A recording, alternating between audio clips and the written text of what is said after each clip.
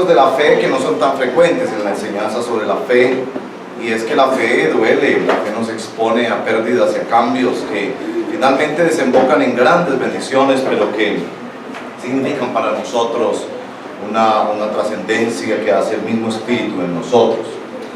Pero antes de leer el pasaje, yo quiero pedirles que hagamos una pequeña pregunta, como que nos calienta un poco a todos, y esa pregunta tiene que ver con el tema de esta mañana. Esta mañana vamos a hablar de la fe y la discriminación. Esa es una de esas grandes palabras hoy en día, ¿cierto? Como otras que han pasado por ahí, plebiscito, por ejemplo, y oraremos por el plebiscito, pero esas grandes palabras de estos días, una de ellas es discriminación. Entonces la pregunta es esta: ¿cuándo y por qué te has sentido discriminado o discriminado? Dicen que la discriminación es el trato diferencial, arbitrario e injustificado por razones de algún rasgo social, económico, racial o religioso. ¿Cuándo y por qué te has sentido tú alguna vez o actualmente discriminado o discriminado? Entonces, esa pregunta pues es personal, pero sería muy lindo si vamos compartiéndola con una persona ahí al lado. La persona al lado, ¿cuándo te has sentido discriminado? Por tu edad, por tu estatura, por tu raza, por tu origen social, por tu apellido, por tus características físicas, sociales, por razones religiosas. ¿Cuándo te has sentido discriminado o discriminado? Compartamos. Gracias por compartir, y también porque sé que algunos están pensando, ¿cierto? Tal vez reflexionando un poco en eso. ¿No te habías hecho la pregunta nunca? Voy a contar una historia de mi mamá. Mi mamá, cuando era joven, dicen, y eso es cierto, de acuerdo a las fotografías, mi mamá era muy bonita, y era altica, y era blanquita, y era de ojos claros. Entonces, en esa época que llaman la industrialización tardía en Antioquia, mi mamá era una campesina, entonces venían y hacían filas para que allá no había hojas de vida ni nada, no filas para pedir trabajo en las grandes fábricas de Medellín, y ella logró entrar a una gran fábrica de Medellín porque era blanquita, altica y de ojitos claros. Qué bonito. Pero como unos meses más adelante, unos compañeros de la fábrica le pidieron firmar un documento, y resulta que ese documento era la afiliación al sindicato. Entonces la echaron porque era parte del sindicato. Todos hemos vivido de alguna manera la discriminación. Pero la otra pregunta es un poco más difícil de responder. ¿Cuándo y por qué tú has sido discriminador?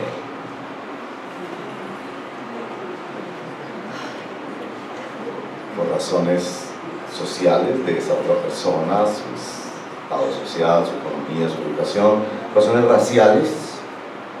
Conocí una persona que nunca comía si una persona era de la raza negra la que había cocinado, cuando son las mejores cocineras que hay en este país, gente preciosa, pero ese era su prejuicio. Quizás también por razones religiosas has hecho eso. Cuando tú has sido discriminador o discriminador, ya veas, si tiene la confianza con la persona al lado, pues cuéntale ahí, confesemos nuestros pecados, confesemos nuestros pecados unos a otros, para que seamos sanados. Bueno, muchas gracias por participar en esta pequeña dinámica que nos sensibiliza.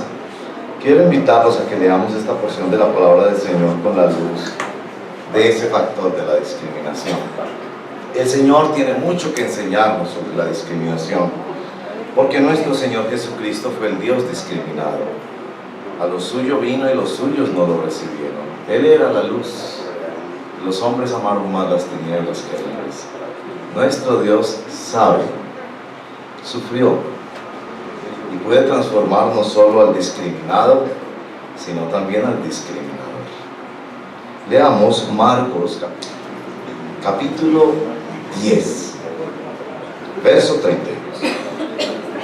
Iban de camino subiendo a Jerusalén y Jesús se les adelantó. Los discípulos estaban asombrados y los otros que venían detrás tenían miedo.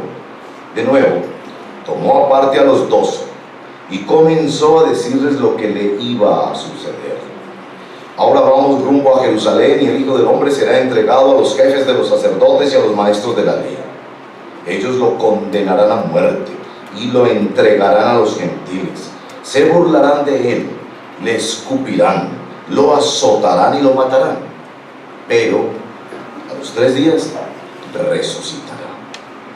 Se le acercaron Jacobo y Juan, hijos de Zebedeo. Maestro, le dijeron, queremos que nos concedas lo que te vamos a pedir.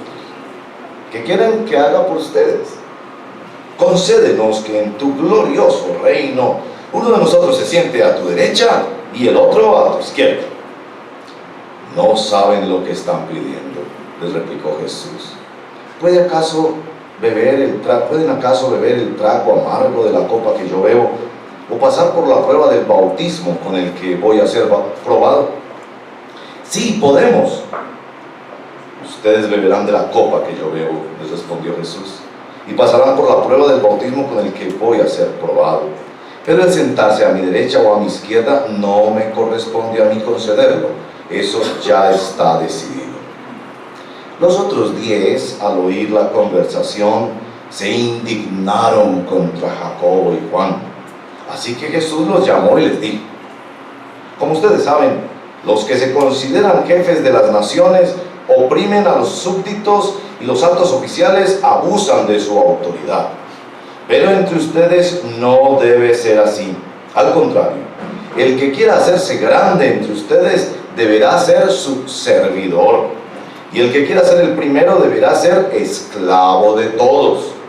Porque ni aún el Hijo del Hombre vino para que le sirvan, sino para servir y para dar su vida en rescate por muchos. Después llegaron a Jericó. Más tarde salió Jesús de la ciudad acompañado de sus discípulos y de una gran multitud. Un mendigo ciego llamado Bartimeo, el hijo de Timeo, estaba sentado junto al camino.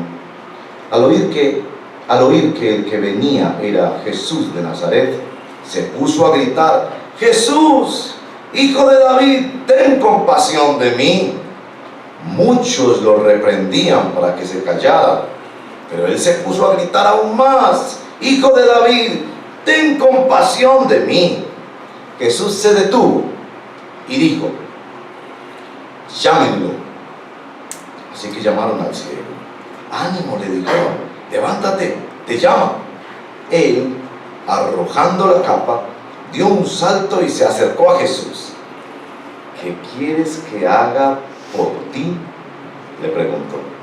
Rabí, quiero ver, respondió el ciego. Puedes irte, le dijo Jesús, tu fe te ha sanado. Al momento recobró la vista y empezó a seguir a Jesús por el camino. Señor, estamos esta mañana necesitados de tu palabra. Te quiero pedir que lo que vamos a meditar juntos esta mañana se una a lo que el Espíritu Santo está haciendo en la vida de cada uno de nosotros. Tú tienes agenda de transformación para cada uno de nosotros. Permite que este tiempo de pensar, de meditar, de poner nuestro corazón en la palabra, se conecte con lo que está haciendo el Espíritu Santo. Te lo pedimos en el nombre de Jesús. Amén. Bueno, quiero compartir, como siempre, 3 cositas. La primera, cómo este texto de la palabra del Señor nos revela la realidad de la discriminación. Lo segundo, cómo Jesucristo responde ante el discriminado y el discriminador. Y lo tercero, me gustaría pensar desde este texto de la palabra del Señor ¿Cómo es el Evangelio para los discriminados y los discriminadores? ¿Cómo es el mismo Evangelio? La fe y la discriminación. Bueno, no sé si lo lograron captar dentro del texto, permítanme ayudarles un poco. La discriminación. En los versos 33 y 34 ustedes observan que Jesús les ha descrito que Él va a ser vilmente asesinado en Jerusalén, pero que también va a resucitar. Este pequeño discurso de Jesús, para el cual apartaba a los discípulos y se los contaba mucho camino a Jerusalén, ocurre en Marcos en 3 ocasiones. La primera, 8:31, la segunda, 9:31 y la tercera aquí, 10:33 y 34. Jesús los está preparando para que entiendan que la pieza más importante de la misión de Jesús va a ser entregar su vida. En todas esas ocasiones el evangelista nos relata la dificultad para los discípulos de entender que Jesús tenía que entregar su vida voluntariamente y morir. Así que en cada uno de ellos hay reacciones de estos discípulos. Particularmente en el verso 33 y 34 ustedes notarán que Jesús añade, miren el verso 34, algo a los discursos de su propósito de ir a Jerusalén que venían en Marcos, y es un discurso donde se introduce el factor de que Jesús será burlado, escupido, azotado y lo matarán. Este Jesús que está arrastrando multitudes por su poder y por su tremenda gracia y amor hacia los oprimidos espirituales y físicos, no va a ser aceptado en Jerusalén, sino que va a ser vilmente rechazado. Es un texto donde los discípulos están reaccionando a lo que vendrá en los próximos días como su discriminación. Bueno, el tercer texto que leímos notan que está Bartimeo, y Bartimeo se puede percibir más como una persona rechazada socialmente por su condición física, es un ciego, el texto nos lo dice, y la ceguera lo llevó a la mendicidad que destruye tanto la identidad humana. Las autoridades nos dicen no de limosna, porque eso es identidad humana, de trabajo, pero no limosna. Y ha sido reducido a ese rincón de la sociedad donde no hay esperanza, no hay lenguaje braille para este ciego, no hay la posibilidad de ejecutar un instrumento que muchas personas invidentes, aún hoy en día, Stevie Wonder, por ejemplo, hace esta preciosa música, ¿no? Y es una persona invidente, ¿no? José Feliciano, pero eso no existía en esa época. El discapacitado es arrinconado a la mendicidad, y después ustedes notarán que la multitud, verso 48, le reprende, o sea, no le deja ni hablar, estorba en la sociedad, y Jesús pasa por ahí, pero parece que aún la gente religiosa no pasa por él, porque Jesús pasa por ahí, no le atiende, no hay un espacio para él en las multitudes que siguen a Jesús. Es un texto que describe factores de discriminación, y quienes hemos vivido discriminación por nuestra estatura, por nuestras raíces étnicas, por nuestra religión, por nuestro origen social, sabemos lo doloroso que es golpearse contra ese muro, esa muralla que no permite la aceptación igualitaria de personas que quieren participar sanamente dentro de la sociedad. El texto también describe al discriminador.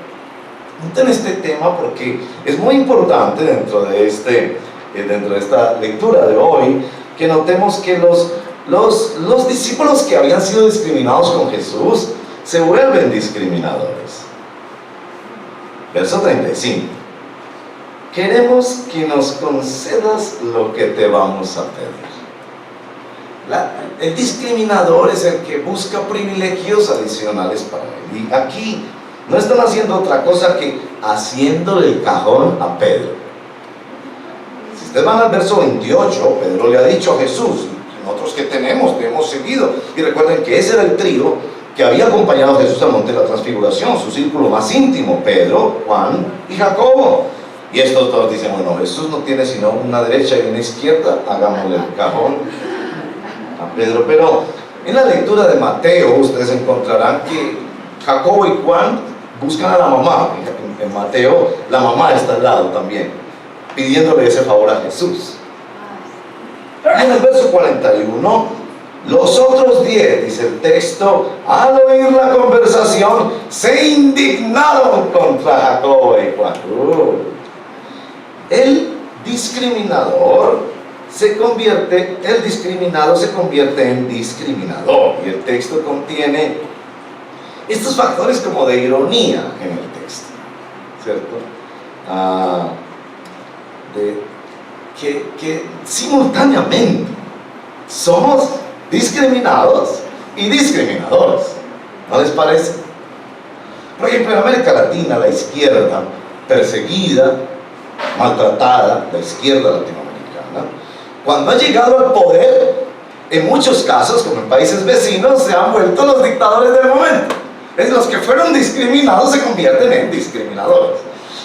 Creo que el texto nos está diciendo que todos hacemos parte del mismo grupo, y ahí ya debe haber una lección muy importante, muy importante, porque sí es cierto que en la sociedad hay discriminación, pero es sufrida y es producida por la misma población. Por favor, no me digan que es que hay unos que son los angelitos que nunca discriminan, pero son discriminados. No, por favor, los mismos que somos discriminados por razones de nuestra fe, de nuestra confianza y creencia en Dios, muchas veces discriminamos racialmente a otras personas. Es decir, que en este texto se trata de romper el círculo de la discriminación, de romper el círculo de la discriminación. Y para eso precisamente se nos presenta la fe en el Señor Jesucristo. Ahora, hay un autor, Paul Tripp, que dice que este texto es un texto peligroso, dice. El texto del ciego especialmente es peligroso. ¿Por qué no podría leerlo con la mirada del evangelio de la religión? El ciego grita, ayúdame, deja su capa, salta, insiste. Jesús le pregunta qué quiere, él le dice qué quiere, inmediatamente sanado, y Jesús dice, tu fe te ha sanado. ¿Fe? Solamente decir Jesús, hijo de David. Pero nuestro texto está realmente mostrándonos cómo se quiebra el círculo de la discriminación. Déjenme mostrarles cómo. En primer lugar, la ubicación de este texto. Aquí estamos nada más y nada menos que en la más grande división del Evangelio de Marcos. Capítulo 1 al capítulo 10 es el camino a Jerusalén, que algunos dicen que es sencillamente la introducción para la segunda parte, que es capítulos 11 a 16, que describen la entrega de nuestro Señor como profeta, sacerdote y rey en la ciudad de Jerusalén para cumplir las profecías. La ubicación del texto es muy importante porque en este camino a Jerusalén el verso 52 es supremamente crucial, porque nos está describiendo a un individuo que al encuentro con Jesús empieza a seguir a Jesús. Esa frase es muy importante. Empezó a seguir a Jesús por el camino. ¿Quién? Un hombre que apenas conocía a Jesús. No necesitaba mayores conocimientos, solo necesitaba seguir a Jesús. Pero noten, seguir a Jesús por parte del ciego, cuando lo que querían y pedían los otros dos discípulos que le hacían cajón a Pedro era sentarse a la derecha y a la izquierda de Jesús. Ahí hay una sutileza del autor del Evangelio. Estos están buscando el poder, la preeminencia, la visibilidad de ser los compañeros de Jesús, los ministros de Jesús. El ciego solamente está buscando en gratitud seguir a Jesús. Ahora, un aspecto fundamental lo van a encontrar ustedes en el verso 51 y en el verso 36. Miren, por favor, la misma pregunta.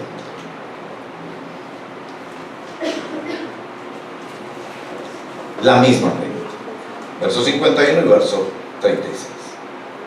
Los discípulos le piden a Jesús que haga algo y Jesús les hace la pregunta, ¿qué quieren? Y ellos responden, poder.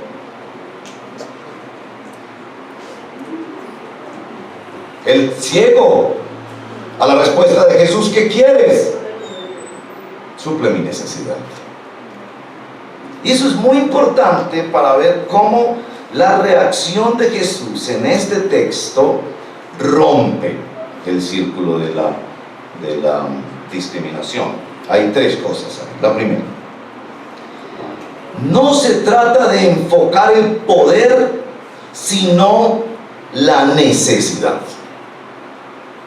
Nosotros no seguimos a Jesús para hacer un ejercicio de poder y tener nuevos privilegios sobre otras personas, que era lo que estaban pidiendo los discípulos.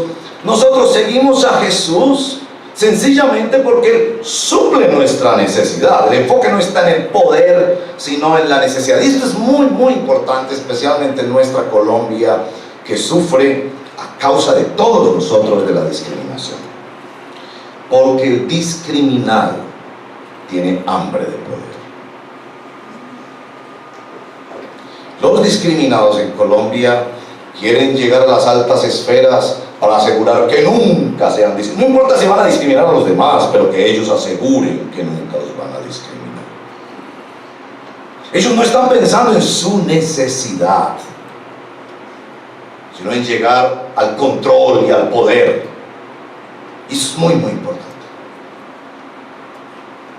Es decir, que nuestra mirada, cuando somos discriminados, no debe estar puesta en tener poder sobre otras personas, sino en la persona de Jesús, que es quien suple nuestra necesidad. Muy importante, porque Jesús reprende a los discípulos que buscan poder, exalta al ciego que sencillamente, con toda sinceridad, le dice: esto es lo que yo necesito. Yo tengo la sospecha que si nosotros fuéramos ese ciego y hubiéramos sido toda la vida maltratados por gente que nos redujo al rincón de la mendicidad, nuestra respuesta a la pregunta de Jesús: ¿qué quieres?, hubiéramos dicho: yo quiero formar la comunidad de los ciegos y que se defiendan nuestros derechos. Yo quiero que el presupuesto nacional favorezca a los invidentes. Yo quiero que haya justicia y reparación por parte de todos aquellos que por años nos han mantenido en el rincón de la mendicidad sin ser parte de la sociedad. Yo quiero poder. Yo creo que no seríamos planos y simples como deberíamos ser, de que cuando Jesús nos pregunta: ¿qué quieres?, le diríamos con toda sinceridad: esta es mi necesidad, yo quiero ver. No me importa qué pasó de aquí para atrás, me importa qué va a pasar de aquí para adelante. El enfoque de Jesús entonces no está en el poder, sino en la necesidad del individuo. En segundo lugar, la visión de Jesús. Reprende a los discípulos, verso 45, diciéndoles: porque ni aún el Hijo del Hombre vino para que le sirvan. Lo que buscaban estos dos personajes, Juan y Jacobo, discípulos de Jesús, era ubicarse en una posición de superioridad y privilegio para que los demás les sirvieran. Que usted decía: así no es. Aquí tenemos al Redentor del mundo diciendo: yo vine a buscar y a salvar lo que se había perdido. Y con el ciego. Cuando Jesús se detiene a ver el ciego, Él no ve una persona que está siendo maltratada por la sociedad. Él ve la creación arruinada. Es el Creador que se detiene a ver un ser humano que está reducido en su potencialidad. Y Él, siendo el Creador, quiere regresar a esa persona al estado para el cual Él le creó. Es el Creador que pasa. Es el Redentor que pasa. Así que en nuestro texto, la visión más importante frente a la discriminación no es ni la del discriminador ni la del discriminado, sino la de Jesús. Jesús es el referente para decir a qué vino el mundo. Jesús es el que se detiene para resolver las cosas. No se trata entonces de poder, sino de necesidad. No se trata de nuestra visión, sino de la visión de Jesús. ¿Cómo ve esta realidad? Y eso es muy importante, Porque la fe cristiana sostiene ante todo que nosotros somos imago Dei, imagen de Dios. Que la razón de ser para alguna igualdad entre los seres humanos es que somos creados a la imagen y la semejanza de Dios. No son los derechos que nos entrega un Estado, sino el hecho de que somos imagen de Dios. Y Dios pone la imagen de Dios aquí en primer lugar como siervos. Ni aún el Hijo del Hombre como siervos vino para servir. Tenemos un propósito en el mundo para servir. Y como creador ve una creación que debe ser y necesita ser restaurada. En tercer lugar, Jesús rompe el círculo de la discriminación, mostrando que aquí no se trata de un juego de tronos, sino de un aprender a seguir. No se trata de un juego de tronos, sino de un aprender a seguir. Miren el primero y último versículo que leímos, verso 32. Los discípulos estaban asombrados y los otros que venían detrás tenían miedo. Pero el hombre que es tocado por Jesús empezó a seguir a Jesús. Noten esto por favor. Verso 52. Jesús al momento de la sanidad le dice: puedes irte, le dijo Jesús. Tu fe te ha sanado. Puedes irte. Dios te ha bendecido con un trabajo, con ayuda, con un esposo, con una esposa, con provisión, con sanidad. Puedes irte. Jesús sanó multitudes y multitudes. Puedes irte. Pero este nuevo discípulo, sabiendo muy poco, solo sabía que Jesús era el Hijo de David y cumpliría las profecías, sabía muy poco. Al momento recobró la vista y empezó a seguir a Jesús. Hermanos y hermanas, en este país, donde los discriminadores somos también los mismos discriminados, Dios no nos llama a ajustar cuentas, sino a seguir a Jesús. Seguir a Jesús. Y eso me lleva a pensar en tercer lugar en el Evangelio para los discriminados y los discriminadores. Y es, bendito Dios, el mismo Evangelio. ¿Qué nos dice este Evangelio? Primero, que todos somos discriminados y discriminados. Que esa es una condición del pecado humano. Competir por poder y por privilegios. Tratar de hundir al otro para progresar. El menosprecio que tenemos a razas, a culturas, a idiomas, a tantas cosas. Tanto prejuicio y maldad que hay en nosotros, que descubrimos una y otra vez, que somos discriminadores, pero que también sufrimos de esa discriminación. No sé si yo les he contado la historia de mi abuelo. Yo tuve 2 novias, me casé con la segunda, que es Claudia, pero mi primera novia era rubia, de ojos azules. La llevé a presentársela a mi abuela. Mi abuela hoy me llamó aparte y me dijo: está muy bonita. Bueno, ese noviazgo terminó y después conseguí a Claudia, negrita, bajita. Se la llevé a mi abuela me llamó aparte y me dijo: está muy querida, pero está muy negrita. Y escuché bien, mi abuela era negra. Mi abuela era mucho más negra que mi esposa. Preciosa mujer. Nosotros estamos atravesados por tendencias terribles de discriminación.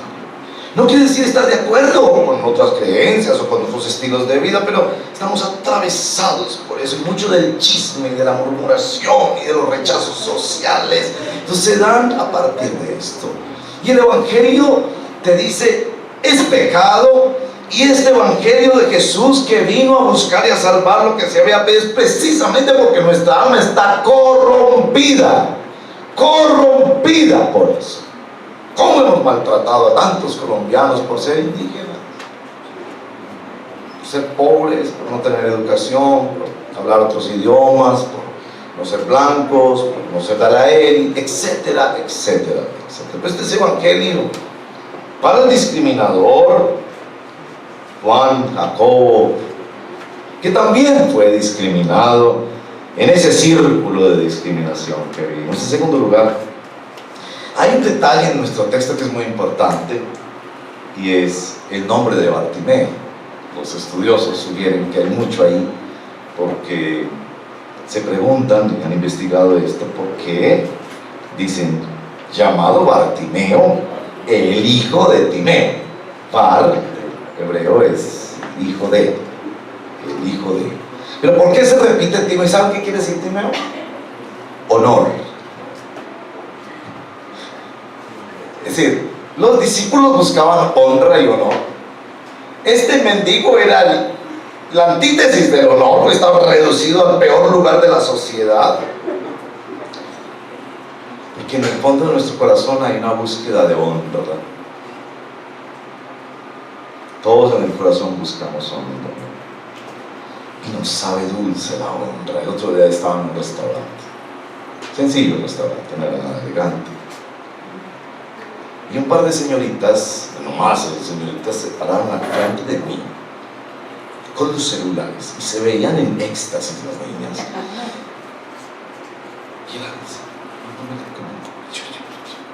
Y yo les hacía, pues pensé, de pronto me puse las gafas, algunas niñas de la iglesia o algo, como que hubieran visto el sol. Es una cosa pues así. Yo les hacía, pues, ¿quieren que vaya o qué? ¿Cierto? Y pensé, seguramente es por ¿cierto? La elegancia y el buen porte, y ya me estaba creyendo la mentira. ¿Cuándo? Me dio por mirar hacia aquí atrás. Y era que en la mesa de atrás estaba Maluma. Las peladitas estaban esperando que yo me quitara de ahí para que pudieran tomar la bendita foto. Pero ese sabor que se siente cuando ser parte de la élite, ¿no? Todos tenemos hambre de eso. Nosotros no nos tomamos la foto con el peor miembro de la sociedad, sino con el mejor. El día que pudimos tomarnos la foto, la ponemos en el Facebook. Y aquí nuestro Señor está diciendo que Él está dispuesto a tomarse una foto contigo. ¿Qué mejor compañero para darnos honra y honor? Y que el honor más grande de nuestro texto bíblico es seguir a Jesús. No es sentarse en el trono, es seguir a Jesús. Y que estamos invitados a seguir a Jesús. Hay una famosa pintura del verso 50. Él, arrojando la capa, dio un salto y se acercó a Jesús. Y esta pintura detalla al ciego, dejándolo todo lo que tenía era su capa, y exponiéndose a lo desconocido. Era ciego todavía, y dispuesto a empezar a marchar hacia Jesús. Y eso es el llamado. El ciego que no había visto ningún milagro de Jesús, solo había escuchado. El ciego que por su condición humana no podía demostrar nada, un día decide centrarse en Jesús y seguir a Jesús. Y Jesús, el Dios que se detiene. Verso 49. El Dios que llama, el Dios que da ánimo al que sufre y es maltratado.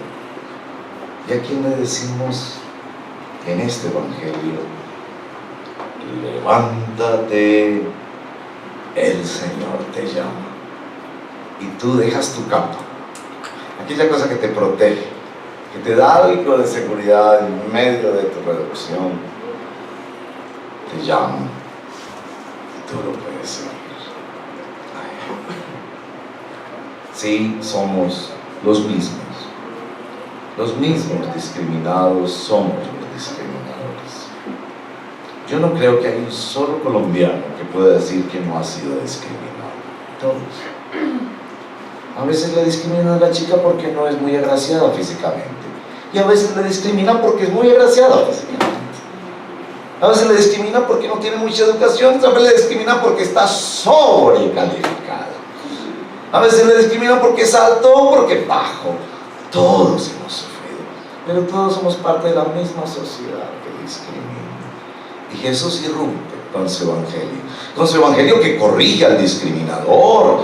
Y le dice que Él hizo esta creación para servir y glorificar a Dios, no para que nos sentáramos en tronos. Pero el mismo Dios que le dice al discriminador discriminado: sígueme, empieza a seguirme, porque esa frase es preciosa. Nosotros apenas hemos empezado a seguir.